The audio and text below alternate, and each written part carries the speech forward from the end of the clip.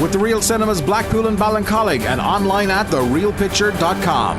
In a world where there's a million movie podcasts, here comes another one from themoviebit.com. This is the podcast.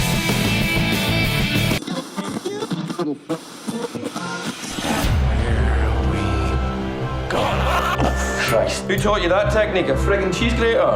Anything gets more than 3 blocks out, you turn it back or you turn it to ash. So you listen to me and you listen well. Hey everybody, how we doing? Welcome to the podcast from themoviebit.com. My name is Victor Barry. His name is Tom White. How are you doing, Tom? I'm good, sir. How are you keeping? I'm all the more happy to fucking be here. Anyway, we're back after a brief high fuckatus. Is that what it's called these days? Whatever it's called. Anyway, let's get down to business where we start the show with some interesting shit that you never knew about the movies before. We call this Tom's Trivia 3. Tom's Trivia Tree. Tom. Vic. Alright. Let's start Mission Impossible 3. Mm-hmm. At $150 million, it's the most expensive movie ever undertaken by a first-time feature film director. Who was some guy called J.J. Abrams. Yeah. Never heard of him. He hasn't gone on to do much at all. I think he got that budget because of Alias, because of Lost. Yeah. I mean, he had huge momentum going into that. Oh, definitely. And sure, he's been in Hollywood for years now. He wrote Regarding Henry. Yeah. The Harrison Ford amnesia movie. Yeah. Yeah. So he rules TV back in the day, and now he's pretty much one of the big names in Hollywood. Mm-hmm. Well fucking done. Next up, Ben Stiller's character in Meet the Parents, his surname is Fokker. That came about because of Jim Carrey. He contributed a number of jokes to the script when he was attached to the star. Okay, that's a bit weird. Yeah, it would have been a different movie. I was reading all kinds of things about Ben Stiller or his behaviour on set the other day. Oh, yeah? Illuminate. They weren't exactly glowing. They were allegedly not glowing. Yeah, always have to say allegedly in these matters. I'm sure he's a nice chap. Yeah. All right, next. And then finally, now if I'd seen this would have fucked me off for life. The video from The Ring remake was used to advertise the movie without actually mentioning the film. It played on late night programming for one whole summer in 2002 with no reference to the movie at all. So, they played clips? And they played the entire video. The video that the one that they popped in and they watched. Okay. The one that you watched before you die 7 days later. Okay. Yeah, so even not knowing what it was, you're just watching all these weird images of wells and women cutting themselves. That'd been fucking creepy. Still, though, it was a good movie. Oh, it was fantastic. It was. I even kind of liked The Ring to a point. I haven't watched it since I saw it in the cinema. I'll probably never watch it again, but the first Ring movie was special. And the Japanese one as well. Oh, Ringu is, yeah. Well even the books are fantastic. Yeah, well worth taking a dive in that if you're anyway horror inclined. If you're anyway other inclined, leave it well the fuck alone. Oh, yeah. All right, we something here in the running art called the DC Shit Show number 11,156. Aye. All right, lots of movie news. So we're going to get to the DC Shit Show 11,156 shortly. But before that, just a few choice words in Dunkirk. Do not believe the hype about Dunkirk. I'm a huge Christopher Nolan fan. But that don't matter no more. Because Dunkirk is an average to goodish movie.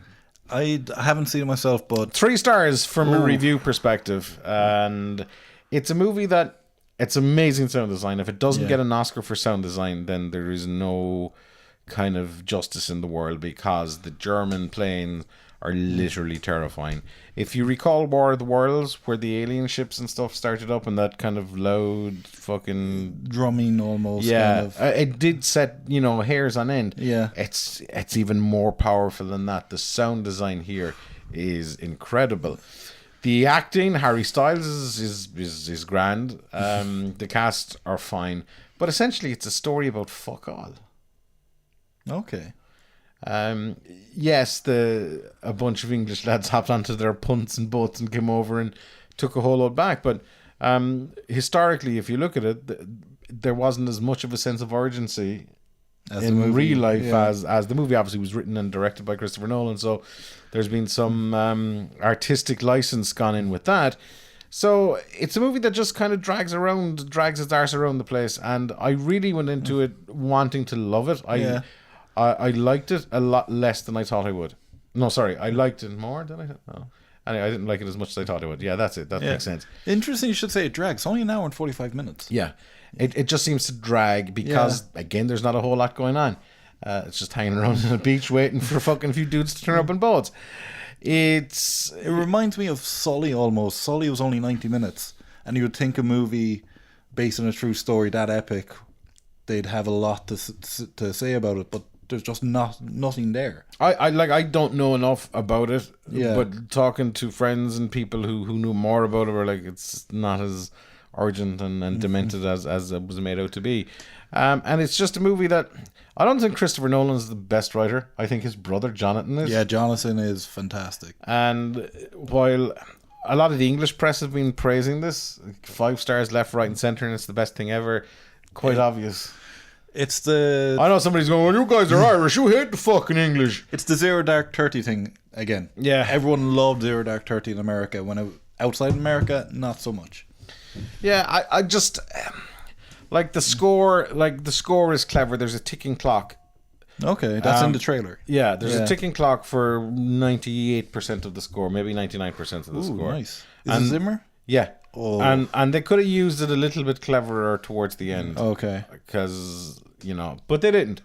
And it just, because the movie darts back and forth all the time. Here's the thing, if you haven't gone to see Dunkirk, you're going to need to have your underpants on because you'll shit yourself when you figure out what is actually trying to go on here, because Christopher Nolan's movies are that makes no sense. Christopher Nolan's movies explain this generally are quite clever. Yeah. You're right. So if you look at Memento or even The Prestige or even Inception. Yeah. Inception specifically. Yeah. But this movie goes back and forward in time constantly, as in it goes forward a day or 2 days or whatever. Okay. But you don't know it until at one point, probably... Did you just spoil a big twist? No. Okay. Probably about 55 to 60% of the way. And if I did, you know what? Fuck it. 55 to 60%. The Nazis lose World War II. 60% into the movie, there's a nighttime scene. And then it goes back to it, and you're like, what the fuck? And then your brain kicks into gear and goes, oh, okay. Oh. They're going back and forth. And it's something that's probably going to throw a lot of people, and it's too clever for its own good in that sense. And I don't know. It's something I had held out huge hope for. Maybe my expectations were too high, but Dunkirk is 3 stars. Yeah. If we did things by halves here, it would be 3.5. Okay. But it's an upper 3-starer. But so I will never watch it again. It's technically amazing. Technically, it's amazing because they did kind of... There's a lot of one-take scenes. So there's guys running and there's planes flying over. All that was done in one kind of take. So technically, it's quite good. The sound design is amazing. But story and stuff, it just seems a bit all over the place. Okay. Too clever for its own good. From what I'm reading, just like a smattering of reviews, it seems to be his most polarizing movie so far. I wouldn't say I'm polarized. Yeah. Oh no, but like even like there's half of the reviews are loving it and half are kind of going, it's grand. Yeah, I can't see how you could love it. Okay. I genuinely cannot understand how this would get 5 stars. I know there's other people, oh, fucking you get 5 stars to fucking Spider-Man 2, boys. Fucking on drugs, yeah? Amazing Spider-Man 2. Sorry, yeah, it's just to get the title right in case Sony would... Well, Sony don't talk to us, so it's not like they'd fucking suddenly pick up the phone. So yeah, 3 stars for Dunkirk. I would never watch it again. Even on the 70mm IMAX stuff, I don't know. Nah. Okay. Right. Shall we start the DC shit show? The DCU shit show, yeah. Superman grew moustache. Yeah, so... And fucking... The biggest problem right now in the world of fucking DC and Warner is some fucking facial hair by Henry Cavill. Apparently, it's going to cost 25 million to remove the facial hair. What the fuck? So look, Superman is dead. okay, some context. Okay, so couple of months back, Zack Snyder had to leave Justice League because of a family tragedy, and they brought in Joss Whedon in to do reshoots. And the talk back when it happened, all the talk was, no, these are just standard reshoots that are needed just to shore up some story issues, kind of like all these big superhero movies do reshoots. Fucking Thor, all the MCU movies have reshoots at the end of the day, so it wasn't a big deal. Kind of, but then as time went on, it started to get more and more apparent. Okay, so this is maybe a bit more extensive than we thought, and there's talk of Joss Whedon actually getting a co-director credit because there's going to be changes to the story and everything. But the major thing coming out of it is they had to bring back Henry Cavill because Superman is coming back in this movie. We all fucking know he is, and he's currently shooting Mission Impossible 6, which he needs a mustache for it. He's contractually obligated to have a mustache in this movie, in Mission Impossible 6. So that means that he can't shave it off. And which is not helping the fact that he has to suit up as a Superman again. So they have to digitally remove his mustache from every scene that he's in. And that'd be... It's not ideal. It'd be fine if it was a standard movie, standardly shot, but this is going to be shot and this is going to be converted into 3D and IMAX and all these other things, 4D, whatever. So a smallish enough problem has been made 100 times worse because of it being shot in 3D, because I have to do all the different angles and everything. So yeah, I was reading... Could they not just someone ring up Tom Cruise and the production company there for Mission Impossible 19 and go, lads, is there any chance they even shave the mustache? But then and we'll pay to put on the new one. Like, fucking hell, Hollywood's got some amazing makeup artists.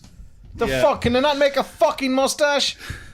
So here's the thing. Maybe Christopher McQuarrie wants it to look real. Here's the thing, because when the Justice League movie eventually fucking crawls out of the cave it's in, it's supposed to be out in November. I don't think it's going to come out in November. I think we're going to get... And when it's shit-canned by some other podcast or some other site, when it's shit-canned... Oh, we're not going to shit-can it, no? It will be down to the mustache. Some fucking Warner exec will come out and go, well, you know, now we'd spend 25 million on fucking removing a mustache, so that's obviously eaten into our projections, hence the movie is not performing. They have built in a... Fuck off! Yes, they have built in a reason for it if it does fail. There's a reason I call it DCU shit show. I'm sorry. I'm fucking sorry.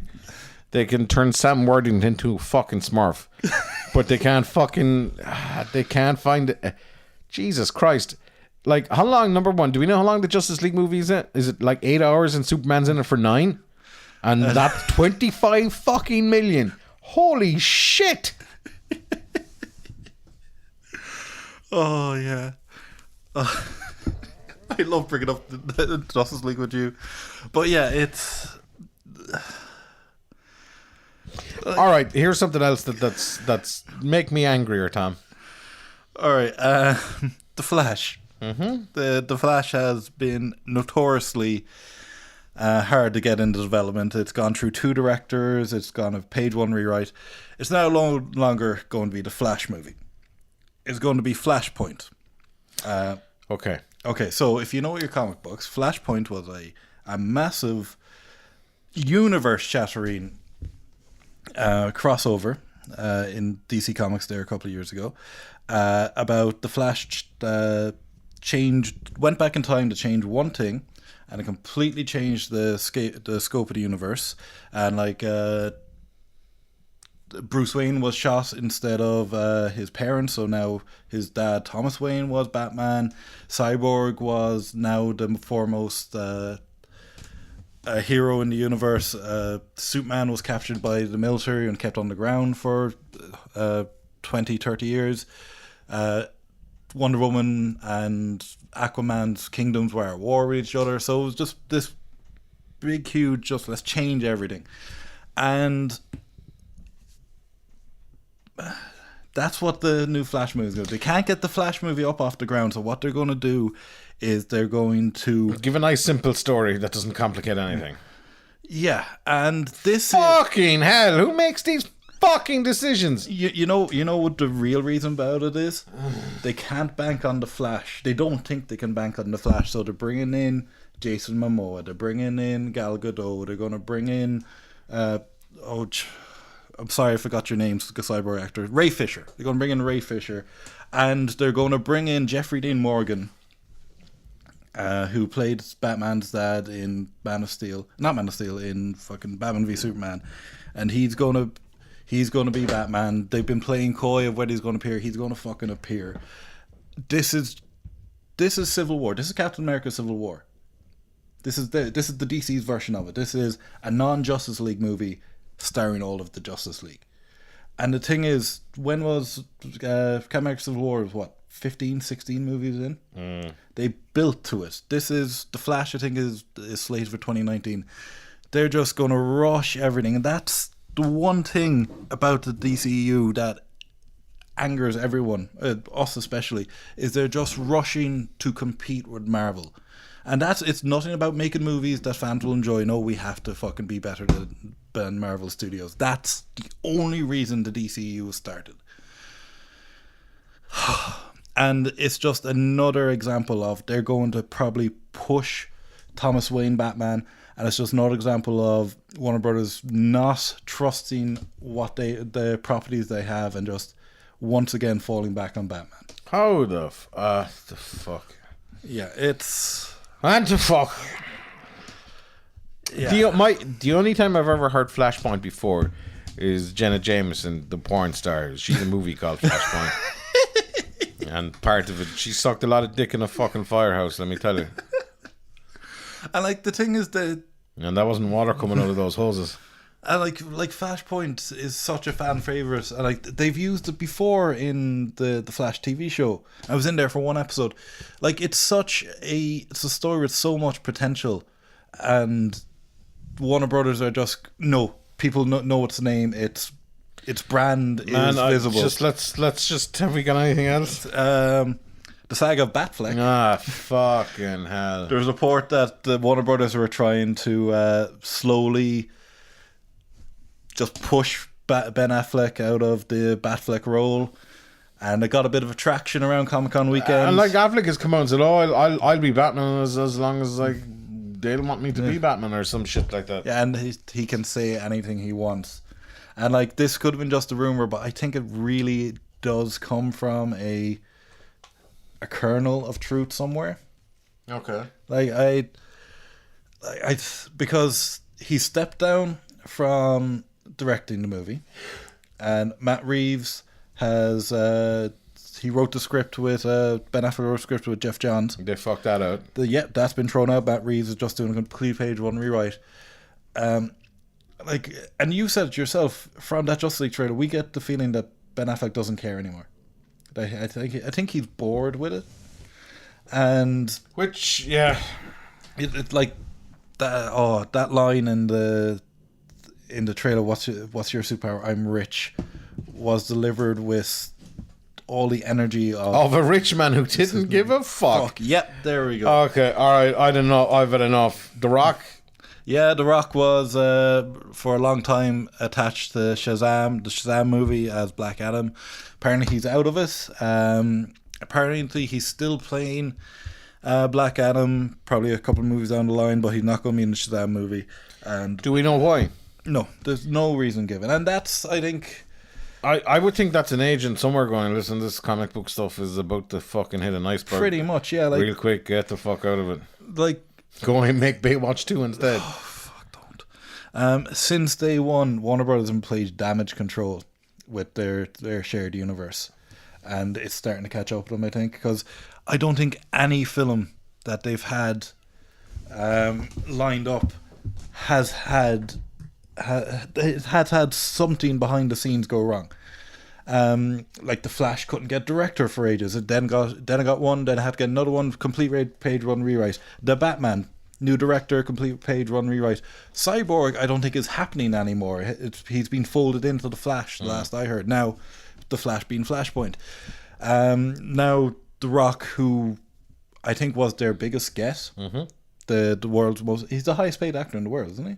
And the most recognizable name in Hollywood, and they can't. He's not on their movie anymore, and that's a movie that needed name recognition because who the fuck knows who Shazam is? So yeah, like the bell is tolling for the superhero genre. I give it 3 more years, and I think after Infinity War Part 2, I think the MCU is done. Yeah. Or if it's not done, they're going to go down to 1 a year or 1 every 2 years. Yeah, for anyone that's a comic book movie fan, you are in the height of it. It's as good as it's going to get, I think. Oh, yeah. And this is it. This is the pinnacle. This is the plateau. This is the vista. This is all those other buzzwords. The peak of it is going to be Infinity War. Yeah. Yeah. Let's hope it goes out on a high, because it has provided some entertainment in cinemas and for podcast listeners nonetheless. Yeah. The MCU deserves to go with a bang instead of a whimper, because it's given us so much entertainment in the past 10 years or 9 years. Quentin Tarantino. What's the deal with Mr. Tarantino? Mr. Tarantino, he has always said that he's going to make 10 movies and then he's done ski. And he's announced his 9th film. It's going to be based on the Manson murders, the Manson family, Charles Manson, we all know, Sharon Tate and all that. And that means that he only has 1 movie left. And this is a man, I think, whose brain never stops. He's always in create mode, because over the years he has just teased so many different movies he wants to make. Like I was listening to an interview with Michael Parks, R.A.P. sir, and he said that Kill Bill originally started as a vehicle for Parks' character from Dusk Till Dawn, Earl McGraw.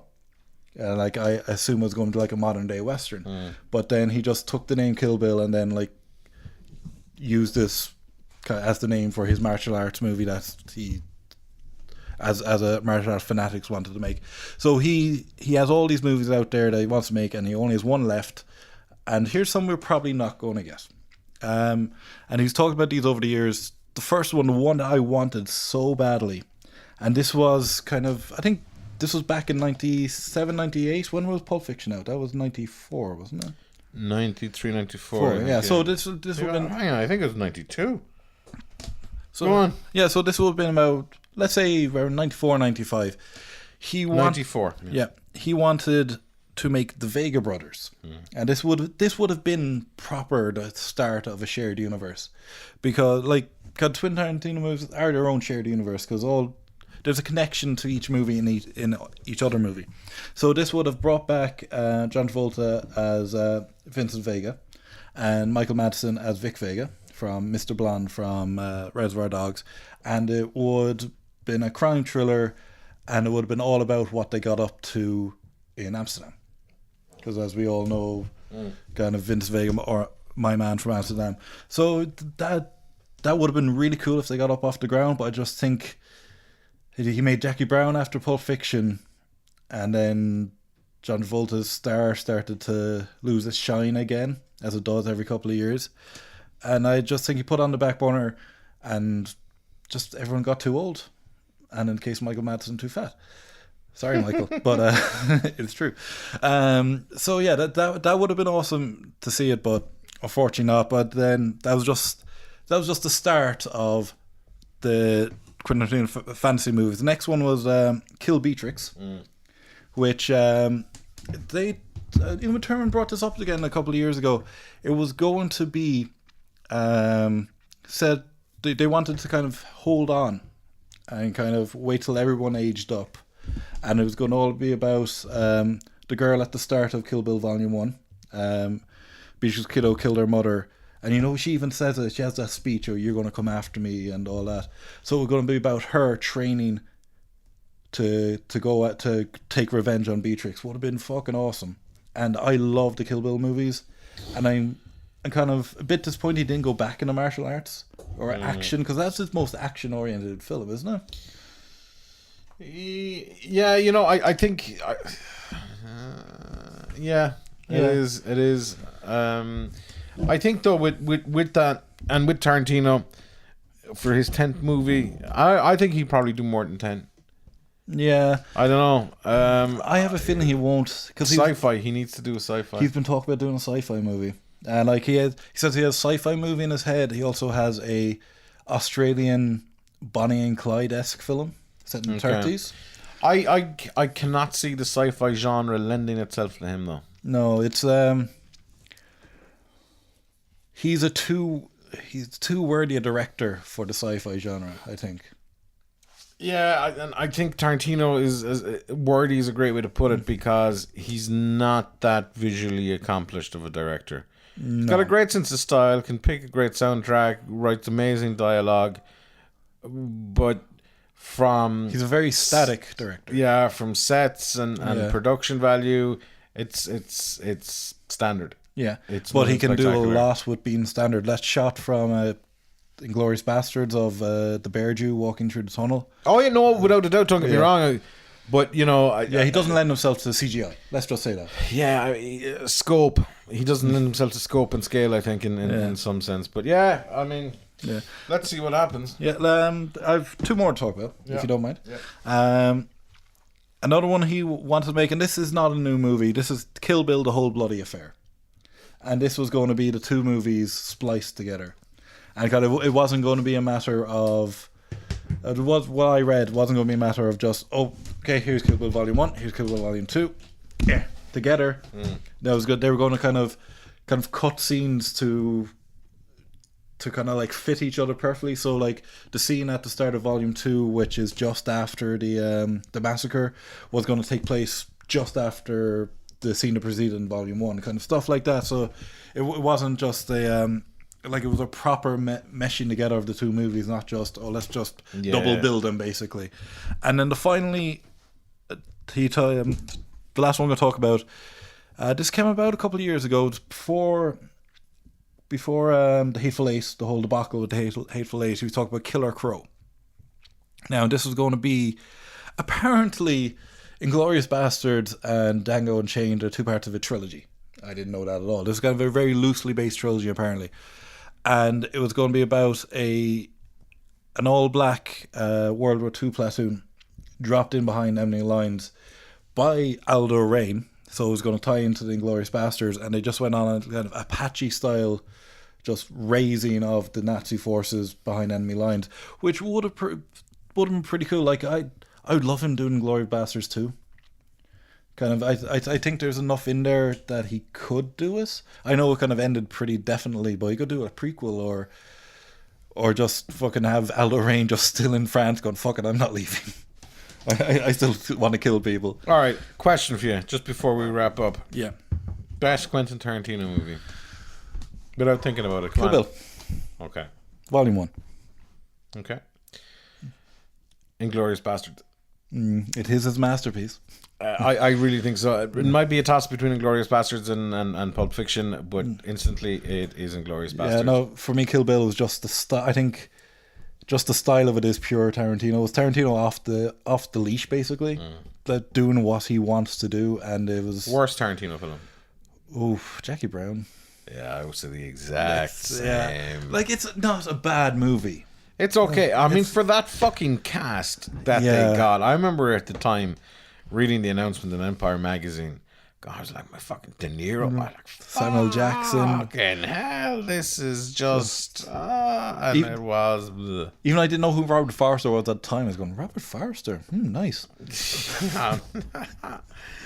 Yeah, no, man, it's Michael Keaton. Yeah, he was in there. I mean, fuck it. It was I think that showed. I think it showed us and showed him that he's at his best doing original work. Yeah, because he wrote Jackie Brown, but it's still based on a novel. Yeah. Like when he's allowed to run riot around the candy shop, that's when Tarantino. Like Jackie Brown doesn't feel like a Tarantino movie. No, it feels like someone. I mean, you know. Obviously, he's done other things as well besides those. If you look at Four Rooms, his involvement there, or Planet of Terror, Death Proof. Oh, can we go back? A toss. His worst movie is toss up between that and Death Proof. Between what and Death Proof? Jackie Brown and Death Proof. No, I kind of like Death Proof to some degree. I kind of like Planet of Terror to some degree. No, Jackie, that was Rodriguez. like I know that, but you know they kind of double bill them both. Oh, yeah. Like, I will never watch Jackie Brown again. Yeah, I have watched the Death Proof more than once. Yeah, Death Proof it's just got something. Yeah. But I love that whole double bill because they went with the whole Grindhouse thing, and let's not forget that Machete came out of the trailers for that. Yeah. Into a full-blown movie from Robert Rodriguez. One great full-blown movie and then one not so much. Yeah, but Like what the one thing I did about like Death Proof was the start was just a bit too Tarantino. Like the whole 20-30 minutes until you meet the stuntman Mike. Stuntman Mike. But once he starts doing what he does, the movie gets amazing. Yeah, I mean one of the all-time greats, but not necessary. You know, it would be great actually to see him do a family movie. You know, just to push the boundaries out to like a 12s or you know, See if he can do it. I think he could. Just for fun. Okay. You know, not that anybody would sign him up because from a brand point of view, you know, you can't see a Disney animated movie being directed by Quentin Tarantino now, can you? No. I want to. Maybe he's I wonder The song, one of the songs is called "Fucking Let It Go." I wonder is the next incarnation of Tarantino in Netflix or Hulu or Amazon where he's doing episodic. Yeah, he's doing episodic because he's done stuff. television before. He did an episode of CSI. Yeah, which is great, by the way. Part of me thinks that some guy like him would really relish the idea of doing an episode, you know, writing every week. I don't know, maybe I'm completely wrong. Or they could give him the whole Charlie Brooker deal, where he just does feature-length episodes, like Baz Luhrmann got as well with The Get Down. Yeah. So it'll be interesting to see. So he's got one more movie in him theoretically, and of course, as we all know, the internet will never leave him for fucking Get. But you know, he's not exactly the biggest internet fan out there anyway, so he'd probably never see those posts. Right, guys, that is it. Thank you so much for listening. Thanks to Tom White for being here. Have yourself a pleasant day wherever you are. Don't forget to hit that subscribe button, all those nice things, and Stitcher and iTunes and all those, and listen all the time. Love you, love you, love you, love you. And that's it. Goodbye, everybody. Goodbye. The MovieBit.com podcasts. Available on iTunes, Stitcher, TuneIn, direct download, and streaming on the MovieBit.com.